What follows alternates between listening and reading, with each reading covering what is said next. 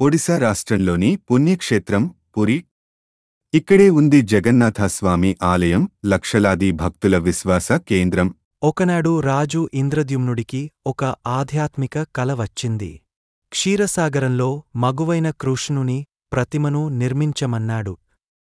దేవుడు చెప్పిన ప్రకారం సముద్రతీరంలో తేలిన పవిత్ర దారుచెక్కలతో ప్రతిమలు తయారుచేశారు.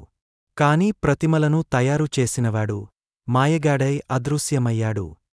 ఒక వృద్ధ శిల్పి విశ్వకర్మ రూపంలో వచ్చి గదిమూసి విగ్రహాలను తయారు చేయటం ప్రారంభించాడు. కాని మధ్యలో గదిని తెరిచేసిన రాజు శిల్పి అదృశ్యమయ్యాడు.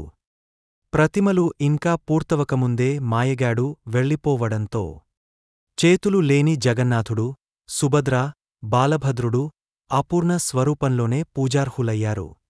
ఇప్పటికీ ప్రతి సంవత్సరం జరిగే జగన్నాథ రథయాత్రలో ప్రపంచం నిండిన భక్తులు ఆయనను తిల్లకంగా వీక్షిస్తారు.